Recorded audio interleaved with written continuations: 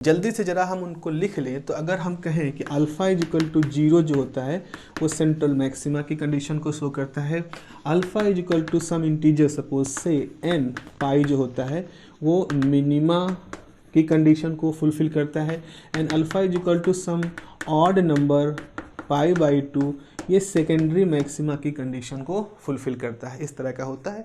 और जो डायग्राम मैंने आपको बना के दिखाया था उसमें ऐसा होता है कि इस तरह से एम्पलीट्यूड का, तो ये सेंट्रल मैक्सिमा का एम्पलीट्यूड है। अगर इसको हम 1 कह रहे हैं, ये 1 है, तो ये उससे छोटा होगा या उससे छोटा होगा, इससे छोटा होगा। तो आप देखोगे इंटेंसिटी काफ़ी तेज़ी से कम होती है।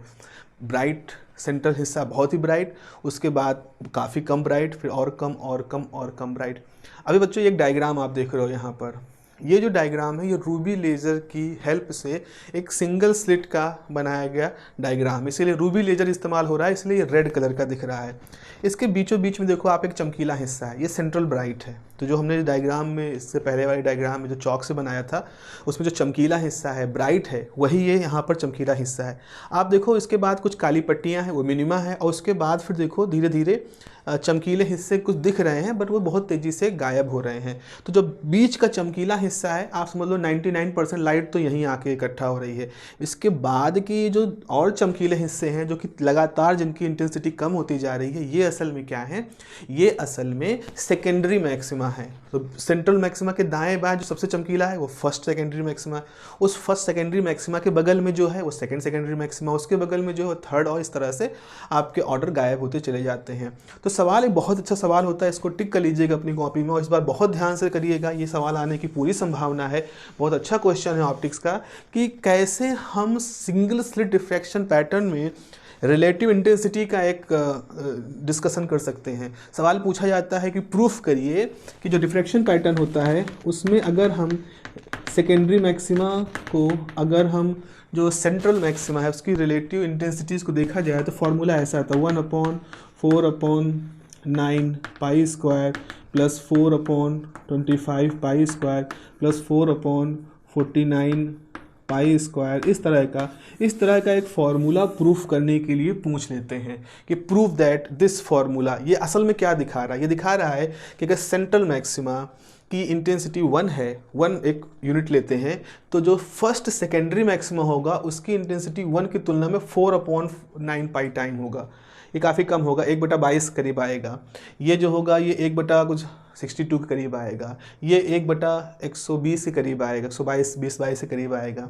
तो जहाँ सेंट्रल मैक्सिमा की इंटेंसिटी 1 है वहाँ बाकी सारे जो सेकेंडरी मैक्सिमा है उनकी इंटेंसिटी एकदम से 1/22, 1/62, 1/120 इस तरह से तेज़ी से घटती है। तो इस चीज़ को हमें प्रूफ करना है। कैसे इसको प्रूफ करेंगे, तो हमें यही रिलेशन प्रूफ करना है। इसको मैं साफ कर दे रहा हूँ। प्रूफ करने का तरीका क्या है, आप शुरुआत कहाँ से करोगे, तो आपको लिखना ये है कि by the theory of single slit diffraction की सिंगल स्लिट थ्योरी के हिसाब से the intensity of diffraction pattern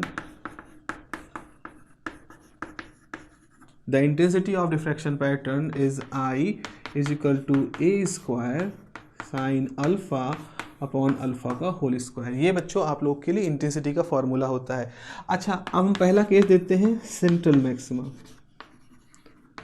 central maxima में क्या होता है, सेंट्रल मैक्सिमम बच्चों आपको लिखते हो अल्फ़ा बराबर 0। जरा डेरिवेशन को देखो जा करके, जैसे हम अल्फ़ा बराबर 0 लिखते हैं वैसे ही हम लिख देते थे r is equal to a, या r square is equal to a square, या I0 बराबर ए स्क्वायर। तो हमने यहाँ से ये पाया, हमको ये फार्मूला नहीं यूज करना है यहाँ पर, क्योंकि जैसे यहाँ पर रखोगे तो अल्फ़ा बराबर 0 रखने पर ये अनडिटरमाइंड हो जाएगा। तो आप कहोगे कि अल्फ़ा बराबर 0 यानी सेंट्रल मैक्सिमा पे आपकी जो इंटेंसिटी होती है वो ए स्क्वायर के बराबर होती है। स्ट्रेट फॉरवर्ड तरीके से निकाल लिया है। अब हम आते हैं दूसरा केस है फर्स्ट सेकेंडरी मैक्सिमा पे। जब आप पहला सेकेंडरी मैक्सिमा निकालते हो तो अल्फ़ा कितना रखते हो, अल्फ़ा रखते हो +-3/2। अच्छा, अगर इस कहाँ से आ रहा है ये सारा कुछ, इसके लिए आपको पिछला वीडियो देखना पड़ेगा। पिछले वीडियो में मुझसे थोड़ा सा दिक्कत हो गई, जो ये ऑडियो जो होता है वो मेरा थोड़ा सा उसका जैक जो है वो ठीक से पिन में लगा नहीं था, और फ़ोन से ही हम चूँकि रिकॉर्डिंग कर रहे हैं, कोई ऐसा ऑडियो सिस्टम उस तरह का है नहीं जहाँ की लाइट ब्लिंक वगैरह से कुछ आइडिया लग पाए। तो जब तक मुझे ये पता चला रिकॉर्डिंग करते करते कि शायद ये पिन, इस माइक की पिन ठीक से कनेक्ट नहीं है, तब तक 20-22 मिनट गुजर चुके थे। और वो जो आवाज़ की गड़बड़ी हुई है उसको हम किसी भी सॉफ्टवेयर से, चाहे ऑडासिटी से, जो कुछ भी करके हम उसको इम्प्रोवाइज़ नहीं कर सकते। हाँ, उसकी गेन लेवल को ऊपर नीचे कर सकते हैं, बट उसको हम उसको हम ठीक नहीं कर सकते हैं। अब वापस से वो रिकॉर्ड करने का समय भी नहीं है मेरे पास, उस तरह की चीज़ों को, पूरे वीडियो को फिर से री रिकॉर्ड करने के लिए, उस पूरे प्रोसेस को फिर से करने के लिए। इसलिए मैंने उसको जैसे का तैसे ही थोड़ा सा इम्प्रोवाइज़ करके अपलोड कर दिया था, और आप लोगों से इस बात की माफ़ी मांगी थी कि 22 मिनट तक उसमें आवाज़ ठीक नहीं होगी। और पॉसिबली शायद इसी वजह से जब आप लोगों ने वीडियो देखना शुरू किया होगा तो वो शुरू की जो आवाज़ की गड़बड़ी है, इसकी वजह से आप वो वीडियो पूरा नहीं देख पा रहे होंगे, या पूरा नहीं देख रहे होंगे, या उसको आप पसंद नहीं कर रहे होंगे।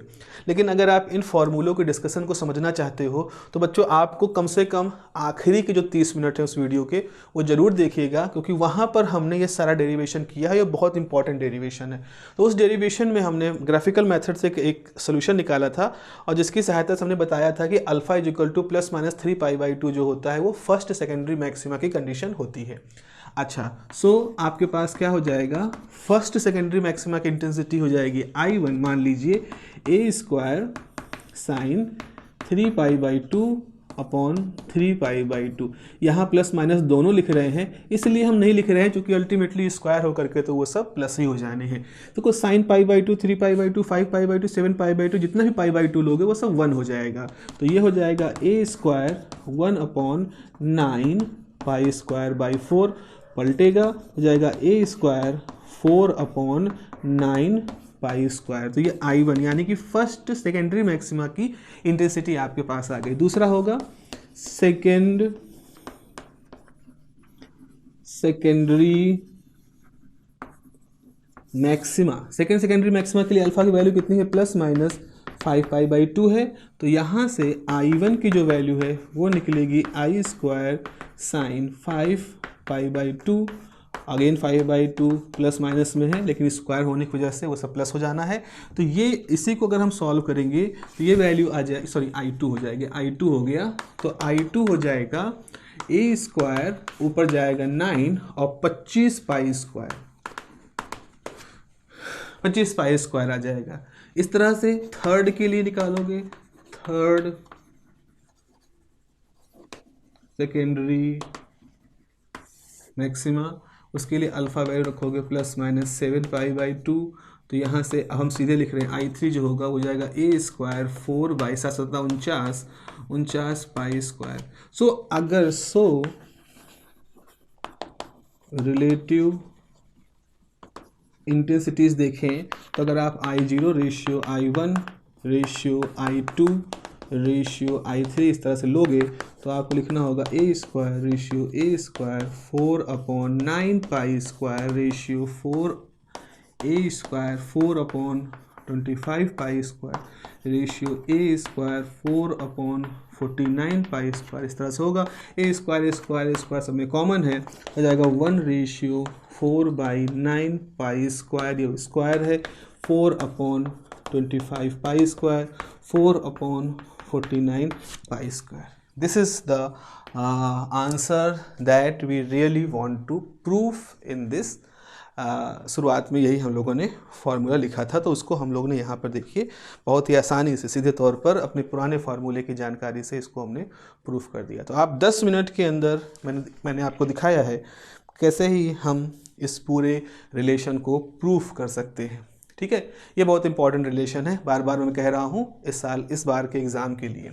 चलिए इसको हम साफ़ करते हैं और हम कुछ और चीज़ों को, एक और चीज़ पढ़ते हैं, बहुत ज़रूरी चीज़ है, और उसके बाद फिर आगे बढ़ जाएंगे डबल स्लिट की तरफ, जो कि हमारे सिलेबस का एक और बहुत अच्छा सा टॉपिक है। फॉर्मूला जब हम मिनिमा की निकालते हैं, जब हम डिफ्रैक्शन पैटर्न में मिनिमा का फॉर्मूला निकालते हैं कि भाई किन स्थितियों में मिनिमा आएगा, तो बच्चों मैंने वहाँ पर एक रिलेशन निकाला था, और रिलेशन ये निकाला था कि फॉर मिनिमा क्या है, कंडीशन ऑफ मिनिमा जो आपने निकाली थी वो कुछ ऐसा था कि साइन अल्फ़ा बराबर 0, तो अल्फ़ा बराबर प्लस माइनस एन पाई, यानी कि pi e sine theta upon lambda is equal to plus minus N pi, pi pi cancel हो गया, तो ई साइन थीटा बराबर प्लस माइनस एन लेमडा। ये बच्चों क्या है, ये जो है ये कंडीशन ऑफ मिनिमा है, मिनिमा के लिए कंडीशन है। तो आपने ऐसे देखा कि अगर आपके पास ये डिफ्रैक्शन पैटर्न इस तरह से है, यहाँ पर डिफ्रैक्शन पैटर्न ये है, तो ये माइनस पाई के लिए है, ये प्लस पाई के लिए है, और ये पूरा हिस्सा है, ये दो मिनिमा के बीच में जो हिस्सा आ रहा है ये हमारा सेंट्रल मैक्सिमा है। अब हम आपसे कहते हैं तब क्या होगा अगर ई की वैल्यू को हम चेंज करना शुरू कर दें। तो चलो हमारा इंटरेस्ट, चलो हम स्लिट को और नैरो कर देते हैं। तो अगर ई की वैल्यू को हम रिड्यूस करेंगे, मतलब स्लिट जो था उसको हमने थोड़ा सा और सकरा कर दिया। पहले स्लिट ऐसे था, मान लो ये दूरी थी ई, हमने स्लिट को और सकरा कर दिया, आपकी ई को आपने घटा दिया। तो आप खुद ही सोचो, एट कांस्टेंट लेमडा की वैल्यू आप कांस्टेंट रख रहे हो, यानी कि वेवलेंथ को फिक्स कर रहे हो, और एन की वैल्यू 1 रख रहे हो। 1 मतलब प्लस माइनस 1 मतलब आप ये पहले मिनिमा के बीच का जो ये हिस्सा है यानी कि सेंट्रल मैक्सिमा है उसी को देखना चाह रहे हो। तो आपने एन को 1 कर दिया है। तो ऐसी स्थिति में फार्मूला हो जाएगा e sine theta is equal to some constant, because हमने लेमडा को कांस्टेंट कर दिया है, एन को 1 कर दिया, तो ये पूरी वैल्यू कांस्टेंट हो जाएगी। अब खुद ही देखो बच्चों, अगर हम इसमें ये वैल्यू घटाएंगे, ई की वैल्यू को घटाएंगे, तो जैसे आप ई की वैल्यू घटाओगे तो वैसे ही साइन थीटा की जो वैल्यू होगी वो बढ़ेगी। ऑब्वियस सी बात है, क्योंकि दोनों का प्रोडक्ट एक कांस्टेंट होना है तो ऐसा होगा। तो इसका मतलब है कि जैसे ई रिड्यूस होगा तो थीटा जो होगा वो इंक्रीज होगा। भाई थीटा बढ़ेगा तभी तो साइन थीटा की वैल्यू भी बढ़ेगी। थीटा जैसे 0 से π/2 हो रहा है, थीटा की वैल्यू 0 है, फिर π/2 पहुंची, तो साइन 0 भी 0 होता है और साइन π/2 भी 1 होता है। तो जैसे थीटा की वैल्यू 0 से π/2 जा रही है, तो साइन थीटा की वैल्यू 0 से 1 की तरफ बढ़ रही है, मतलब थीटा बढ़ रहा है तो 1 भी बढ़ रहा है, और π/2 से आगे हमें जाना नहीं है, क्योंकि π/2 का मतलब क्या है, अगर आपके पास स्लिट ये है तो लाइट जब जाएगी तो ऐसे जो डेविएट होगी, कितना डेविएट हो जाएगी, थीटा। ऐसा तो हो नहीं पाएगा कि लाइट यहाँ गई, हद से हद बिल्कुल 90 डिग्री मुड़ गई, जो कि संभव ही नहीं है। ऐसा तो नहीं होने वाला है कि स्लिट से टकरा करके लाइट इस तरह से चली जाए, जो कि संभव ही नहीं है। तो हम थीटा को 0 से 90 के बीच में ही हम अपनी सारी एनालिसिस कर रहे हैं। तो जैसे जैसे ई कम होगा, उस स्लिट की चौड़ाई कम करोगे, उसी तरह से थीटा बढ़ेगा। थीटा बढ़ने का मतलब है कि पहले ये जैसे इंटरफेरेंस हो रहा था, तो लाइट जा करके इस तरह से जा रही थी, इस तरह से जा रही थी, यहाँ से लाइट इस तरह से जा रही, इस तरह से जा रही, तो डिफ्रैक्शन पैटर्न में आपके पास इस तरह से कुछ बन रहा था। अब जब आपने इसको नैरो कर दिया तो थीटा और ज़्यादा हो गया, और ज़्यादा ये फैलेगी लाइट और डिफ्रैक्ट होगी, और आपका थीटा जो होगा वो ज़्यादा होने का मतलब है आपका जो सेंट्रल मैक्सिमा होगा वो ब्रॉडर बनेगा। अब इन जो ये मिनिमा होंगे थोड़ा दूर दूर बनेंगे आपके, और उस हिसाब से जो सेंट्रल मैक्सिमा है उसकी चौड़ाई आपको ज़्यादा दिखाई पड़ेगी। तो इस तरह से हम ये पाते हैं कि जैसे ही हम स्लिट को नैरो करना शुरू करते हैं, वैसे ही हमारा डिफ्रैक्शन पैटर्न जो था उसमें सेंट्रल मैक्सिमा एकदम से तेज़ी से फैलता है, तेज़ी से ब्रॉड होता है, और फिर आपने बहुत कम कर दिया तो वो बिल्कुल से ब्रॉड हो जाता है।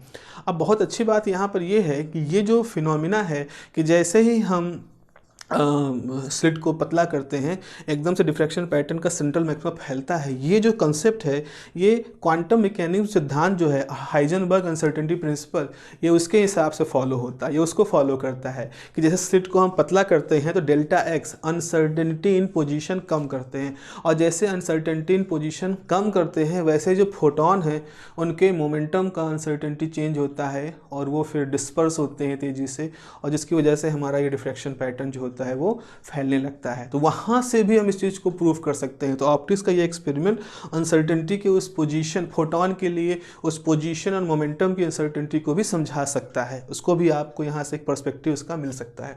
तो ठीक है बच्चों, ये हो गया हमारे पास सिंगल स्लिट का एक पूरा फुल लेंथ काम कि सिंगल स्लिट के केस में हमने पढ़ा कि इंटेंसिटी का रेशियो कैसे होता है, इंटेंसिटी के उस रेशियो के साथ साथ हमने ये देखा कि क्या होगा अगर हम अपने डिफ्रैक्शन पैटर्न के दौरान अगर सिंगल स्लिट जो ले रहे हैं उसमें लेमडा को कांस्टेंट रख करके हम ई को चेंज करें, या ऐसा ही लॉजिक आप यहाँ ये भी लगा सकते हो कि अगर हमने ई कांस्टेंट रखा और लेमडा को चेंज करेंगे तो फिर क्या असर पड़ेगा, वो भी हम यहाँ से बच्चों देख सकते हैं। लेमडा बढ़ाने साइन थीटा बढ़ेगा और उसमें भी डिस्पर्सन होगा। तो अगर आपने लार्ज वेवलेंथ लिया है तो उसका मिनिमा ज़्यादा चौड़ा बनेगा, कम वेवलेंथ लिया है तो उसका मिनिमा, उसका जो मैक्सिमा होगा वो कम ब्रॉड बनेगा। तो इस तरह से हम नीले रंग के लिए जो सेंट्रल मैक्सिमा है उसकी ब्रॉडनेस अलग पाएंगे और लाल रंग के लिए जो सेंट्रल मैक्सिमा है उसकी ब्रॉडनेस अलग पाएंगे। ये भी आपको यहाँ से मिल सकता है, ठीक है। तो ये हो गया हमारा सिंगल स्लिट डिफ्रैक्शन पैटर्न।